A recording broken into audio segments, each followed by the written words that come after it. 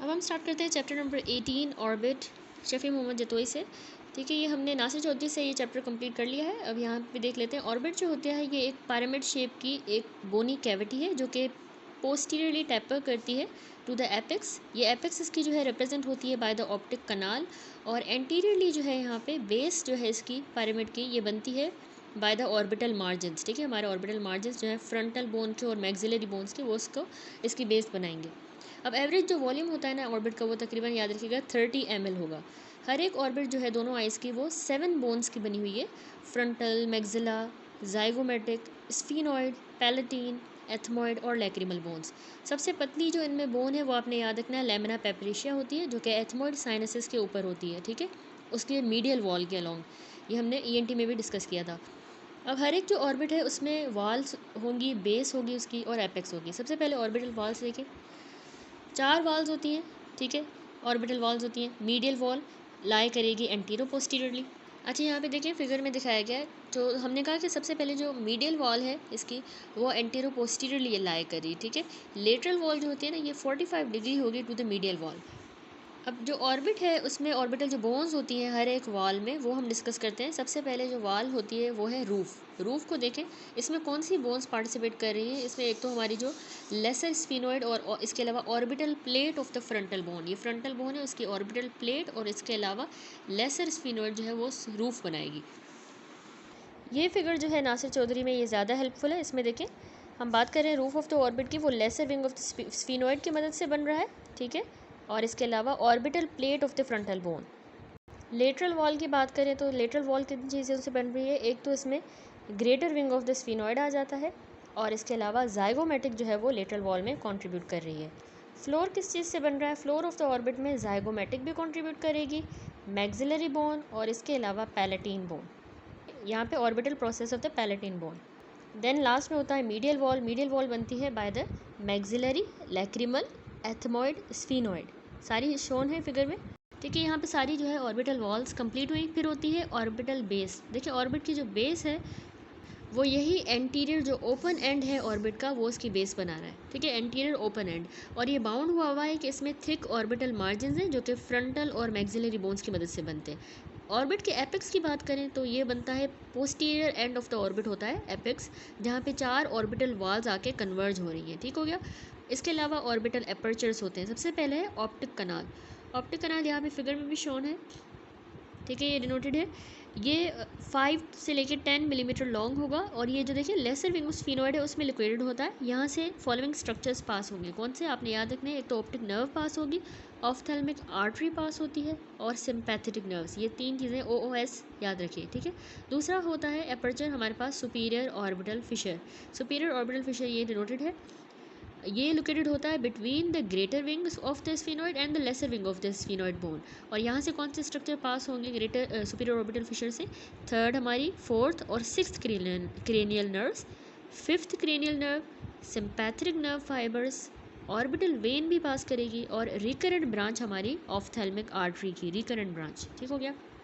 Then होता है inferior orbital Fisher. ठीक है, यहाँ पे ये डिनोटेड है छोटा सा इंफीरियर ऑर्बिटल फिशर। ये लोकेटेड होता है जो लोअर पार्ट है हमारे ऑर्बिटल एपेक्स का, वहाँ पे लोकेटेड होगा, और इससे जो है फॉलोइंग स्ट्रक्चर्स पास होंगे। एक तो फिफ्थ क्रेनियल नर्व की सिर्फ मैक्सिलरी डिवीजन, यहाँ से भी फिफ्थ पास हो रही थी सुपीरियर ऑर्बिटल फिशर से, यहाँ से उसकी मैक्सिलरी डिवीजन पास होगी, जाइगोमेटिक नर्व भी पास होगी, और इन्फीरियर ऑफ्थेल्मिक वेन इन्फीरियर।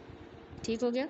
अब इन्फ्लामेटरी लेजन्स और ट्यूमर्स जो हैं इस एपेक्स ऑफ द बोन के अंदर, सो एपेक्स ऑफ द ऑर्बिट में इन्फ्लामेशन या कोई ट्यूमर्स, वो सिवियर डैमेज करवा देंगे विजन को, और पेशेंट की जो है ऑक्यूलर मूवमेंट्स को भी अफेक्ट करेंगे, क्योंकि नर्व्स को और वेसल्स को ये अफेक्ट कर रहा है। तो अब ऑर्बिट के कंटेंट पे आ जाए, उससे पहले ये आप फिगर देखिए, यहाँ पे दिखाया गया है एपेक्स ऑफ द ऑर्बिट।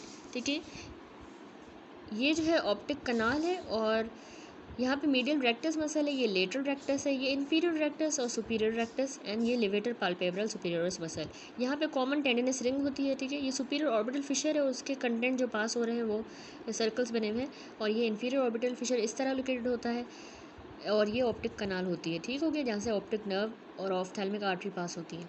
तो अब हमारे कंटेंट ऑफ द ऑर्बिट पे देखें। ऑर्बिट के अंदर फॉलोइंग स्ट्रक्चर्स होते हैं। सबसे पहले तो विजन के ऑर्गन्स हैं, आई बॉल और ऑप्टिक नर्व है। ठीक है, दूसरे एक्सेसरी और सपोर्टिंग स्ट्रक्चर्स भी हमारे ऑर्बिट के अंदर मौजूद है, जैसे एक्स्ट्रा ऑक्यूलर मसल्स हो गए, इसके अलावा लैक्रिमल ग्लैंड, ब्लड वेसल्स और नर्व्स होती हैं। फेशा और फैट भी ऑर्बिट में लोकेटेड होता है। ठीक हो गया। तो यहाँ पे surgical spaces in the orbit दिखाई गई है। ठीक है, ये सर्जिकल स्पेसेस हैं। 4 याद रखिएगा सर्जिकल स्पेसेस हमारी ऑर्बिट में होती हैं।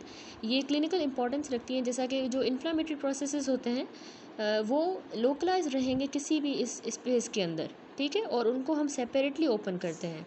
तो सबसे पहली होती है ये सेंट्रल स्पेस। सेंट्रल स्पेस जो है कोन शेप की स्पेस होती है जो इनक्लोज होती है इन एक्स्ट्रा ओक्यूलर मसल्स की मदद से। इस सेंट्रल स्पेस को हम मस्कुलर कोन भी कह सकते हैं या रेट्रोबल्बर स्पेस भी कह सकते हैं। नाम आपको याद होने चाहिए। तो रेट्रोबल्बर इंजेक्शन हम इसी स्पेस में देते हैं। इस स्पेस में अगर ट्यूमर हो जाए तो वो एक्सियल प्रोप्टोसिस करवाता है। ठीक है, आउटवर्ड प्रोट्रूजन ऑफ द आई। दूसरी स्पेस है, फिगर में भी शोन है, पेरिफेरल स्पेस। तो पेरिफेरल स्पेस जो है हमारी जो पेरीओस्टियम बोन जो होती है उसके और एक्स्ट्रा ओक्यूलर मसल्स जो हैं उनके दरमियान देखिए सिचुएटेड है। इसको पेरिफेरल ऑर्बिटल स्पेस कहेंगे। तो पेरीबल्बर एनेस्थीसिया हम यहाँ पे देते हैं। ठीक है, इस स्पेस के अंदर। और यहाँ पे अगर ट्यूमर हो जाए तो नॉन एक्सियल प्रोप्टोसिस करवाएगा। प्रोप्टोसिस सारा हम आगे डिटेल में देखेंगे कौन सी टाइप्स होती हैं, एक्सियल नॉन एक्सियल। तो इसमें याद रखिएगा नॉन एक्सियल प्रोप्टोसिस होगा। देन होता है सब पेरीओस्टियल स्पेस जो यहाँ पे शोन है फिगर में। अब ये जो पोटेंशियल स्पेस है बिटवीन द पेरीओस्टियम, ठीक है, और बोन दोनों के दरमियान। पेरीओस्टियम हमें पता है कि एक डेंस वास्कुलर कनेक्टिव टिश्यू की एक लेयर होती है जो बोन्स को इन्वेलप करके रखती है। तो उस लेयर के पेरीओस्टियम के और एक्स्ट्रा जो हमारा पेरीओस्टियम और बोन जो है इन दोनों के दरमियान जो है सब पेरीओस्टियल स्पेस मौजूद होगी। और ऑर्बिटल जो सेल्यूलाइटिस हो जाता है ना उसमें बस यहाँ इस स्पेस में कलेक्ट हो सकता है। ठीक है, तो उसमें सर्जिकल इंटरवेंशन की ज़रूरत होगी। नेक्स्ट होता है सब टेनन स्पेस। ये भी हम बार बार पढ़ते आ रहे हैं। ये सब टेनन स्पेस जो है यहाँ पे देखें फिगर में दिखाई गई है। तो ये around the eyeball underneath the Tenon's capsule, ये पूरा टेनन कैप्सूल है, उसके नीचे जो है आई बॉल के अराउंड ये सब टेनन स्पेस होती है। कैटरेक्ट के सर्जरी में जो एनेस्थेटिक है वो हम इसी स्पेस में दे सकते हैं। ठीक हो गया। नेक्स्ट आते हैं ऑर्बिटल सेप्टम। ठीक है, ऑर्बिट के टॉपिक में हम पढ़ रहे हैं ऑर्बिटल सेप्टम। देखिए सेप्टम जो है वो कनेक्टिव टिश्यू की शीट होती है जो कि एक अनाटमिक बाउंड्री बना देती है हमारी ऑर्बिट के और लिड्स के दरमियान। ठीक है, ये सेप्टम होता है। ये एक बैरियर की तरह एक्ट कर रही होती है और इन्फेक्शन को स्प्रेड होने से प्रिवेंट करेगी। ठीक है, तो इसका फंक्शन क्या होता है, हमारी जो ऑर्बिट है उसका फंक्शन है कि ये प्रोटेक्शन दे रही है ऑर्गन्स ऑफ विजन को जिनसे हम देख सकते हैं उनको प्रोटेक्ट कर रही है, आईबॉल को भी, और एक्सेसरी जो है उनको भी, आईबॉल के एक्सेसरीज़ को एक्सटर्नल वायलेंस से प्रिवेंट कर रही है। सबसे पहला टॉपिक है प्रोप्टोसिस। प्रोप्टोसिस की डेफिनेशन है कि ये फॉरवर्ड डिस्प्लेसमेंट हो जाती है आईबॉल की बियॉन्ड द ऑर्बिटल मार्जिन्स। यानी देखिए फिगर में भी जो नॉर्मल ऑर्बिटल मार्जिन्स हैं उन उसके बियॉन्ड जो है बाहर बहुत ज़्यादा फॉरवर्ड डिस्प्लेसमेंट हो जाए आईबॉल की तो उसको कहते हैं प्रोप्टोसिस। ठीक है, एक्सोफ्थेल्मोस जो टर्म होती है ना वो हम यूज़ करते हैं कि आईबॉल की डिस्प्लेसमेंट हो जाए जो थायराइड डिजीज़ के साथ अगर एसोसिएटेड है तो एक्सोफ्थेल्मोस कहेंगे। अब इटियोलॉजिकल क्लासिफिकेशन क्या है प्रोप्टोसिस की, एक तो इन्फ्लामेटरी हो सकता है ये इन्फेक्टिव कॉजेज़ की वजह से, या न्यूप्लास्टिक कोई प्रोसेस हो जाए तो उससे ऑर्बिट का जो वॉल्यूम है वो बढ़ जाएगा तो उसकी वजह से प्रोप्टोसिस होगी, या ग्लोब की डिस्प्लेसमेंट हो जाएगी। तो याद रखिए इन्फेक्टिव कॉजेज़ में एक तो अगर ऑर्बिटल सेल्यूलाइटिस हो जाती है या पैन ऑफ थर्माइटिस या इवन अगर कैवर्नस साइनस सिंड्रोम है, ये सारे इन्फेक्टिव कॉजेज़ हैं तो उनसे प्रोप्टोसिस होगा। इन्फ्लामेटरी कंडीशंस में क्या होता है, जैसे थायराइड ऑफ्थेल्मोपैथी या thyroid eye disease, even idiopathic orbital inflammatory disease हो कोई, या वेजिनल ग्रेनुलोमेटिस, तो ये सारी इन्फ्लामेटरी कंडीशन भी प्रोप्टोसिस करवाएंगी। सिस्टिक लेशंस में हमारे पास होता है इंसेफेलोसील, मेनिंजोइंसेफेलोसील, साइनस म्यूकोसील, पैरासाइटिक सिस्ट जो बनती है हाइड्रेटेड सिस्ट, ये सारी सिस्टिक लेशन भी प्रोप्टोसिस लीड करेंगी। वास्कुलर लेशन में जो है कैरोटिड कैवर्नस फिस्टुला मत भूलिएगा। और ट्यूमर्स ऑफ द ऑर्बिट में आ जाता है कंजेनाइटल डेवलपमेंटल ट्यूमर जैसे डर्मोइड सिस्ट या टेराटोमा, तो इनसे जो है प्रोप्टोसिस होगी। वास्कुलर कॉजेज में जो ट्यूमर है वो lymphangioma, capillary haemangioma and orbital varices. Mesenchymal tumour में रेब्डोमायोसार्कोमा से प्रोप्टोसिस हो सकता है। न्यूरल ट्यूमर्स में हमारे ऑप्टिक नर्व का glioma, meningioma and isolated neurofibroma. Lymphoproliferative disorders में लिम्फोमा से भी प्रोप्टोसिस होगा। लैक्रिमल ग्लैंड का अगर ट्यूमर हो जाता है लाइक एडिनोमा, कार्सिनोमा, या आई बॉल का ट्यूमर हो जाए like retinoblastoma, malignant melanoma. Sinus के ट्यूमर जैसे मैक्सिलरी कार्सिनोमा हो जाए या एथमोइडल कार्सिनोमा, नेजोफेरेंजियल कार्सिनोमा, कोई मेटास्टेटिक ट्यूमर लाइक न्यूरोब्लास्टोमा या ल्यूकीमिया, तो ये बहुत इंपॉर्टेंट है causes. Tumours of the orbit भी जो है प्रोप्टोसिस करवाएंगे, ठीक है। अब चाइल्डहुड में जो है प्रोप्टोसिस हो जाती है, उसके क्या कॉजेज़ होते हैं कभी कभी चाइल्डहुड में बच्चों को, तो उसमें कोई डेवलपमेंटल डर्मोइड सिस्ट हो सकती है, कोई ऑर्बिटल टेराटोमा हो सकता है बच्चों को, या उसको कोई इन्फेक्टिव ऑर्बिटल सेलुलाइटिस हो सकती है इन्फेक्शन की वजह से, ठीक है। ऑर्बिटल सेलुलाइटिस की वजह से प्रोप्टोसिस होगा। वास्कुलर मेलफॉर्मेशन में कैपिलरी हेमेंजियोमा हो सकता है। इडियोपैथिक इन्फ्लामेटरी ऑर्बिटल डिजीज़ भी हो सकती है, कॉज अननोन हो। अक्यूट डेक्रियोएडिनाइटिस यानी लैक्रिमल ग्लैंड की इन्फ्लामेशन हो, इसकी वजह से चाइल्डहुड में प्रोप्टोसिस हो सकता है। नियोप्लास्टिक में रैप्डोमायोसार्कोमा, ठीक हो गया, उसमें नियोप्लास्टिक में रेटाइनोब्लास्टोमा भी आ जाता है, चाइल्डहुड ट्यूमर जो प्रोप्टोसिस करवा रहा है, चाइल्डहुड प्रोप्टोसिस। ऑप्टिक नर्व का glioma, optical neurofibroma, leukaemia, metastatic neuroblastoma, metastatic Ewing sarcoma, ठीक है। ये ट्यूमर्स के नेम्स हैं, बहुत इंपॉर्टेंट है, ठीक है, ये याद करने हैं। अब आते हैं पेनफुल प्रोप्टोसिस की क्या कॉजेज़ हो सकते हैं जिनमें पेन होगा। तो ये सारी मतलब कंडीशन मैच कर रही हैं, सारी मिक्स हैं, एक जैसी ही हैं, बस जो है डिफरेंट कॉजेज़ हैं। यानी चाइल्डहुड में डिफरेंट डिफरेंट डिजीज़ थी, जबकि इसमें जो है जो पेनफुल प्रोप्टोसिस करवाएंगे इसमें कुछ सेम भी है, कुछ डिफरेंट है। पेनफुल में आपने याद रखना, अगर ऑर्बिटल सेलुलाइटिस इन्फेक्शन है तो पेनफुल प्रोप्टोसिस होगा, यानी बाहर फॉरवर्ड प्रोट्रूजन हुई है, आई बॉल की डिस्प्लेसमेंट हुई है, लेकिन साथ में पेन भी हो रहा है, ठीक है। रैप्डोमायोसार्कोमा में inflammatory idiopathic inflammatory orbital disease, orbital myositis muscles की inflammation, acute dacryoadenitis, ruptured dermoid cyst, acute thyroid ophthalmopathy, carotid cavernous fistula, leukaemia, metastatic carcinoma, ठीक है। तो प्रोप्टोसिस की डायग्नोसिस कैसे की जाएगी, एक तो सबसे पहले क्लिनिकल इवैल्यूएशन में हम हिस्ट्री लेंगे, ऑक्यूलर एग्जामिनेशन करेंगे, फिर सिस्टमिक एग्जामिनेशन करेंगे, और इन्वेस्टिगेशन में लैब इन्वेस्टिगेशन, इमेजिंग टेक्निक्स। सबसे पहले हिस्ट्री क्या लेनी है, एज ऑफ ऑनसेट पूछना है कि आपको जो है ये सर्टेन जो ट्यूमर्स हैं देखें वो चिल्ड्रन में जो है बहुत ज़्यादा कॉमन होते हैं, जैसे retinoblastoma, rhabdomyosarcoma, dermoid cyst, capillary haemangioma, optic nerve का ग्लायोमा, ऑर्बिटल सेलुलाइटिस, मेटास्टेसिस जैसे कि ल्यूकीमिया या न्यूरोब्लास्टोमा की मेटास्टेसिस, ये चिल्ड्रन में ज़्यादा कॉमन है, तो हमने एज ऑफ ऑनसेट ज़रूर पूछनी है, ठीक है, हिस्ट्री में। दूसरा मोड ऑफ ऑनसेट और उसकी प्रोग्रेशन, यानी अक्यूट था या क्रोनिक था। अक्यूट में जो है उसको ऑर्बिटल सेलुलाइटिस हो सकता है, इन्फ्लामेटरी ऑर्बिटल डिजीज़ और रैप्डोमायोसार्कोमा। क्रोनिक में जो है बिनाइन ग्रोथ ग्लायोमा जो है वो क्रोनिक मोड ऑफ ऑनसेट के साथ होगा। तीसरा हमने पूछना होता है ज़रूर कि पेनफुल है या पेनलेस है। जो पेनफुल प्रोप्टोसिस के कॉज हमने सारे देखे, उसमें इन्फेक्शन, इन्फ्लामेशन और कार्सिनोमा होता है ज़्यादातर, ठीक हो गया। और पास्ट हिस्ट्री लाजमी पूछनी है, थायराइड डिसफंक्शन की, कोई ऑर्बिटल ट्रॉमा तो नहीं हुआ, साइनस की कोई डिजीज़ या मैलिग्नेंसी, यहाँ पे होगी पूरी हिस्ट्री, ठीक हो गया। फिर हम करते हैं ऑक्यूलर एग्जामिनेशन। ये हम करते हैं ताकि हम सूडो प्रोप्टोसिस को रूल आउट कर सकें, जो क्यों होता है, हाई एक्सियल मायोपिया की वजह से, ठीक है, मायोपिया की वजह से, हाई एक्सियल मायोपिया की वजह से सूडो प्रोप्टोसिस होता है। बुफ्थेल्मोस की वजह से, बुफ्थेल्मोस जो है वो इनलार्जमेंट होती है आई बॉल की, जो यंग चिल्ड्रंस और इन्फेंट्स में देखी जाती है, ठीक है, इनलार्ज हो जाता है इसको।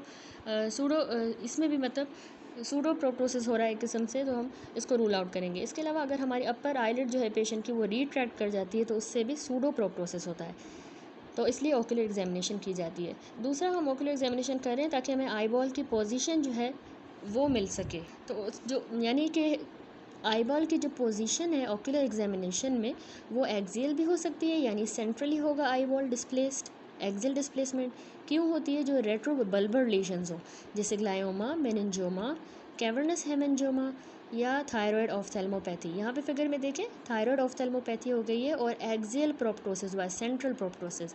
दूसरी टाइप होती है नॉन एक्सियल डिस्प्लेसमेंट, जिसको डिस्टोपिया कहते हैं।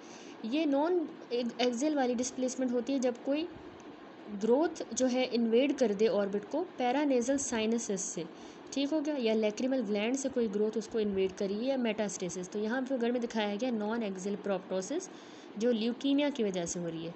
तीसरा हम एग्जामिनेशन इसलिए कर रहे हैं ऑक्यूलर कि हम पाल्पेट करेंगे इसमें जो ऑर्बिटल लेशंस होती हैं जो पाल्पेबल हों, जैसे कि लिम्फोमा पाल्पेबल होता है, डर्मोइड या न्यूरोफाइब्रोमा और लैक्रिमल ग्लैंड का ट्यूमर, तो पाल्पेट करेंगे। पल्सेशंस देखेंगे, आर्टीरियो वीनस फिस्टुला में हमें पल्सेशंस मिलती हैं, मेनिंजोसील में भी, और कैरोटिड कैवर्नस फिस्टुला तो पल्सेशन भी की जाएंगी। Change in the size of proptosis check किया जाता है, ये ज़्यादातर जो ऑर्बिटल वेराइसेस हैं उनमें साइज़ चेंज होगा प्रोप्टोसिस का। विजुअल एक्विटी पेशेंट की रिड्यूस हो सकती है क्योंकि हमने देखा कि ऑप्टिक नर्व की इन्वॉल्वमेंट हो रही है और कैरेटोपैथी की वजह से। प्यूपिल का रिएक्शन नोट करेंगे। मार्कस गन प्यूपिल में जो है ये हमें प्रेजेंस इसकी मिलेगी, तो वो इंडिकेट करता है कि ऑप्टिक नर्व की इन्वॉल्वमेंट हुई है। ऑक्यूलर मोटिलिटी चेक करेंगे तो ये रिस्ट्रिक्ट हो सकती है, जैसा कि थायराइड ऑफ्थल्मोपैथी में मोटिलिटी रिस्ट्रिक्टेड होगी जब ग्रोथ ज़्यादा हो जाए ट्यूमर की, या फिर कोई अगर न्यूरोलॉजिकल डेफिसिट है तो ग्रोथ भी रिस्ट्रिक्टेड होगी और मोटिलिटी रिस्ट्रिक्टेड होगी। पेरी ऑर्बिटल चेंजेस देखेंगे, जो सॉफ्ट टिश्यूज़ हैं उनमें ये चेंजेस होंगे, जैसे कि लिड में और कंजक्टिवा में चेंजेस मिलेंगे। फंडस की एग्जामिनेशन पे हमें नॉर्मल भी मिल सकता है या फिर डिस्क का एडिमा हो सकता है, एट्रोफी भी हो सकती है, ऑप्टोसीलरी शंट वेसल्स मिल सकती हैं या कोरोइडल फोल्ड्स। ऑक्यूलर एग्जामिनेशन में हम प्रोप्टोसिस की मेजरमेंट भी करते हैं, याद रखिएगा इसको हम कहते हैं एक्सोफ्थेल्मोमेट्री। ठीक है, इसमें हम जो प्रोट्रूशन हो रही है ना एपेक्स ऑफ कॉर्निया की, उसको मेजर करेंगे from the outer orbital margin से लेके। ठीक है, आउटर ऑर्बिटल मार्जिन। तो नॉर्मल जो वैल्यूज़ हैं वो आपने याद रखनी है, 10 to 20 मिलीमीटर होती है सिमेट्रिकली इन बोथ आइज। अगर 21 मिलीमीटर से रीडिंग ज़्यादा आ रही है तो उसको हम एबनॉर्मल कंसीडर करते हैं, या अगर हमें 2 मिलीमीटर का डिफरेंस मिल रहा है दोनों आंखों में तो इसको भी हम एबनॉर्मल कंसीडर करेंगे। ठीक है, क्योंकि दोनों आंखों में सिमेट्रिकल होना चाहिए, एक जितना होना चाहिए। तो मेथड्स होते हैं डिफरेंट मेजरमेंट के। एक तो लुडी एक्सोफ्थेल्मोमीटर होता है, उससे जो है प्लास्टिक रूलर की मदद से जो है मेजर करते हैं हम। दूसरा हर्टल एक्सोफ्थेल्मोमीटर होगा, उसमें सोफिस्टिकेटेड एक इंस्ट्रूमेंट होता है जिसकी मदद से हम ये मेजर करते हैं। यहाँ फिगर में भी डिनोटेड है ये हर्टल एक्सोफ्थेल्मोमीटर, जबकि लुडी एक्सोफ्थेल्मोमीटर में हम प्लास्टिक रूलर की ही मदद से ये एक्सोफ्थेल्मोमेट्री करेंगे। थर्ड होता है, हमने कहा हम सिस्टेमिक एग्जामिनेशन करेंगे प्रोप्टोसिस की। तो ये हम करते हैं ताकि जो सिस्टेमिक कॉजेज़ हैं जैसे थायरोटॉक्सिकोसिस या ल्यूकीमिया जिनकी वजह से प्रोप्टोसिस है उनको रूल आउट किया जा सके। इन्वेस्टिगेशंस में लैब इन्वेस्टिगेशंस है, imaging technique, histopathology studies. Labs में तो एक तो कंप्लीट ब्लड काउंट और ESR चेक होगा। थायराइड फंक्शन टेस्ट बहुत इंपॉर्टेंट है, T3 T4 TSH। ANCA antibodies देखेंगे, एस यानी एंजियोटेंसिन कन्वर्टिंग एंजाइम की कंसनट्रेशन। कैसोनी टेस्ट किया जाता है और haemagglutinin test for the hydrated cyst. ठीक है, ये इसके लिए स्पेसिफिक है। इमेजिंग टेक्निक्स में प्लेन एक्सरेज करेंगे। ठीक है, प्रोप्टोसिस हुई है तो प्लेन एक्सरेज जो है ऑर्बिटल कैविटी की इन्लार्जमेंट के लिए किया जाएगा, ऑप्टिक फोरामिना और कैल्सिफिकेशन के लिए, इनको चेक करने के लिए। ठीक हो गया। अल्ट्रासोनोग्राफी भी यूज़फुल रहता है ताकि हम डिफ्रेंशिएट करें सॉलिड, सिस्टिक और इनफिल्ट्रेटिव लेजन्स को अल्ट्रासोनोग्राफी के थ्रू। CT स्कैन जो है उससे डिटरमाइन होगी लोकेशन भी और ऑर्बिटल मास का साइज़ भी पता चलेगा। MRI जो है ये सॉफ्ट टिश्यू लेजन के लिए यूज़फुल रहती है। ऑर्बिटल वीनोग्राफी जो है ऑर्बिटल वेराइसिस के लिए। कैरोटिड की एंजियोग्राफी ये आर्टीरियो वीनस मेल्फॉर्मेशन में करेंगे और DSA किया जाता है यानी डिजिटल सबट्रैक्शन एंजियोग्राफी। ठीक हो गया, ये प्रोप्टोसिस की इमेजिंग टेक्निक्स बहुत इंपॉर्टेंट है वाइवा पॉइंट ऑफ व्यू से। अब हिस्टोपैथोलॉजी स्टडीज़ भी होती हैं जिसमें हम एक तो फाइन नीडल एस्पायरेशन बायोप्सी फिनाप करेंगे, बहुत रिलायबल रेट है इसका, यानी 95% ये एक्यूरेट रहती है और क्विक होती है। ठीक है, प्रोप्टोसिस को डायग्नोज करने के लिए इंसीजनल बायोप्सी भी की जाती है और एक्सीजनल बायोप्सी। ट्रीटमेंट पे आ जाए, प्रोप्टोसिस हो गया तो कॉज और स्टेज जो है प्रोप्टोसिस का उस पर ट्रीटमेंट डिपेंड करेगा। मेडिकल ट्रीटमेंट होता है इन्फेक्टिव वाले या इन्फ्लेमेटरी प्रोसेस के लिए। सर्जिकल ट्रीटमेंट जो है उसमें एक्सीजन करते हैं अगर बिनाइन ट्यूमर है, या डर्मोइड सिस्ट है तो एक्साइज करेंगे। इसके अलावा एक्जेंटरेशन की जाती है, यानी सारे जो स्ट्रक्चर्स हैं ऑर्बिट के जिसमें आई बॉल भी आ जाता है सबको हम निकाल देंगे क्योंकि मैलिग्नेंट ग्रोथ हो गई है, इसको कहते हैं एक्जेंटरेशन। फिर होता है थर्ड रेडिएशन थेरेपी। ये जो है अगर रिकरेंस हो रही है या मेटास्टेटिक ट्यूमर है तो उसके लिए रेकमेंड की जाती है radiation therapy. That's it. Next topic है ऑर्बिट का इन्फेक्शन। इन्फेक्शन जो है ना ऑर्बिट का, उसको डिवाइड किया गया है, एक प्री सेप्टल सेल्यूलाइटिस, दूसरी ऑर्बिटल सेल्यूलाइटिस। ठीक है, बार बार हम इस बुक में ये टॉपिक्स पढ़ते आ रहे हैं, सेल्यूलाइटिस। अब देख लेते हैं। देखिए, जो प्री सेप्टल सेल्यूलाइटिस होती है ये अक्यूट इन्फेक्शन होता है हमारे जो सब कुटेनियस टिश्यूज़ होते हैं जो ऑर्बिटल सेप्टम के एंटीरियरली हों। ऑर्बिटल सेप्टम हमने कहा लिड को जो है ऑर्बिट से सेपरेट करता है, तो उस सेप्टम के एंटीरियरली सबकुटेनियस टिश्यू में जो है अगर अक्यूट इन्फेक्शन हो जाता है तो उसको हम कहते हैं प्री सेप्टल सेलुलाइटिस। ये ज़्यादा कॉमन कंडीशन है बनस्बत ऑर्बिटल सेलुलाइटिस के जो आगे हम पढ़ेंगे उससे ये वाली ज़्यादा कॉमन है, और बच्चों में 80% केसेस होते हैं 10 साल की उम्र से कम वालों में। ठीक है, प्री सेप्टल सेलुलाइटिस क्यों होता है याद रखिएगा, स्टेफिलोकोकस ऑरियस और स्ट्रेप्टोकोकस पायोजेनिस की वजह से। मोड ऑफ इन्फेक्शन होता है यानी या तो ये इन्फेक्शन साथ वाले एडजेसेंट स्ट्रक्चर से एक्सटेंड हुआ है, ठीक हो गया, जैसे कि हॉर्डियोलम हुआ था पहले, उससे एक्सटेंड हो गया, प्री सेप्टल सेल्यूलाइटिस हो गई, या डेक्रोसिस्टाइटिस की वजह से लैक्रिमल ग्लैंड की इन्फ्लेमेशन, कंजक्टिवाइटिस, साइनोसाइटिस, ठीक हो गया, या कोई एक्सोजीनस इन्फेक्शन हुआ यानी कहीं कहीं पे स्किन लेसरेशन हुई या इंसेक्ट ने बाइट किया और आईलिड का या फिर ऑपरेशन हुआ, उसकी वजह से एक्सोजीनसली इन्फेक्शन हो गया।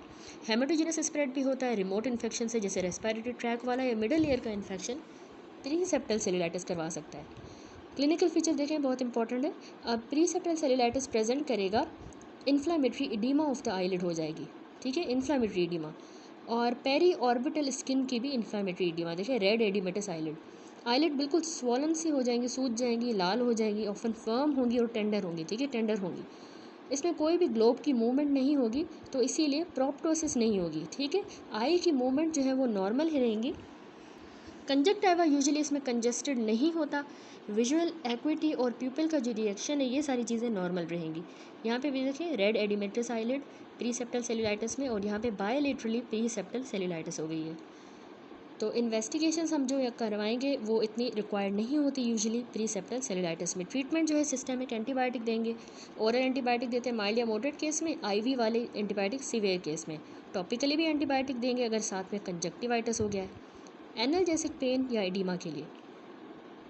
प्री सेप्टल के बाद सेकंड टाइप है ऑर्बिटल सेल्यूलाइटिस। डेफिनेशन है ये अक्यूट इन्फेक्शन होता है जो हमारे ऑर्बिटल सॉफ्ट टिश्यूज़ हैं, लेकिन याद रखिएगा ये ऑर्बिटल सेप्टम से पोस्टीरियरली होगी। Orbital cellulitis pre septal septum के एंटीरियरली, ऑर्बिटल सेल्यूलाइटिस सेप्टम के पोस्टीरियरली, सॉफ्ट टिश्यूज़ को इन्फेक्ट कर रहा है, अक्यूट इन्फेक्शन हुआ है, ठीक हो गया। ऑर्बिटल वाली यानी जो सेल्यूलाइटिस है ये एक ऑफ्थेल्मिक और मेडिकल इमरजेंसी है जो कि लॉस ऑफ विजन करवाएगी, इवन लॉस ऑफ लाइफ भी हो सकता है, याद रखिएगा, बहुत ही सीवियर किस्म की इमरजेंसी सिचुएशन होती है, किसी भी एज में हो सकता है, लेकिन वही बात कि बच्चों में ज़्यादा कॉमन है। इसमें जो इटियोलॉजी में इन्फेक्टिव ऑर्गेनिज्म है Streptococcus pneumoniae, Staphylococcus aureus, Streptococcus pyogenes, Haemophilus influenzae. इसका मोड ऑफ इन्फेक्शन जो है फॉलोइंग हो सकता है, ट्रॉमा हो गया, कोई पेनिट्रेटिंग इंजरी, तो वहाँ पे ऑर्बिटल कोई फॉरेन बॉडी अगर रह गई इस वजह से, या इवन ब्लो आउट फ्रैक्चर्स की वजह से भी हो सकता है। अगर इन्फेक्शन जो है पैरानेजल साइनसेस से एक्सटेंड कर गया और पेरी ऑर्बिटल सॉफ्ट टिश्यूज़ में आ जाए तो उसकी वजह से भी हो सकता है। साइनस डिजीज़ जो है ज़्यादातर 90% जो केसेस हैं उनमें यही वजूहत होती हैं, मोस्टली एथमोइडल, और टिपिकली चिल्ड्रंस को और यंग एडल्ट्स को अफेक्ट करेगी, ठीक है। इन्फेक्शंस बाकी वाले एडजेसेंट स्ट्रक्चर्स का भी हो सकता है, वहाँ से भी यानी एक्सटेंशन हो सकती है, जैसे अगर प्री सेप्टल सेल्यूलाइटिस हुई है उसी वही ऑर्बिटल सेल्यूलाइटिस भी करवा सकती है। अक्यूट हॉर्डियोलम की वजह से डेक्रियोसिस्टाइटिस, डेंटल इन्फेक्शन। थर्ड होता है एंडोजेनस इन्फेक्शन, तो इसमें जो है ना बैक्टीरिया अगर हो जाए सेप्टिक एम्बोलाइजेशन की वजह से, तो वो यानी बैक्टीरिया भी हो रही है और साथ में सेप्टिक एम्बोलाइजेशन हो रही है, ठीक हो गया, तो इसकी वजह से भी ऑर्बिटल सेल्यूलाइटिस हो सकता है। पोस्ट सर्जिकली अगर कोई रेटाइनल, लैक्रिमल या ऑर्बिट सर्जरी हुई हो, एंडोफ्थेल्माइटिस जो है आगे जाके पैनऑफ्थेल्माइटिस करवा सकता है, ठीक है, तो उस वजह से भी ऑर्बिटल सेल्यूलाइटिस होगा। क्लिनिकल फीचर अब ऑर्बिटल सेल्यूलाइटिस में जो है पेन जल्दी होता है, रैपिड ऑनसेट का, आई की स्वेलिंग जो है वो साथ में मलेज और फीवर के साथ होगी, ठीक है, पेशेंट को बुखार भी होगा इसमें। तो यहाँ देखिए एडिमेटिस सी आईलिड की प्रोप्टोसिस हो गई है, यहाँ पे प्रोप्टोसिस होगी, ठीक है, वहाँ पे नहीं हो रही थी प्री सेप्टल में। साइंस हमें क्या मिलेंगे, फीवर प्रेजेंट होगा पेशेंट को, उसकी पेरी ऑर्बिटल और लिड का एडिमा होगा, आईलिड सूजी होंगी, रेड वार्म और टेंडर होंगी।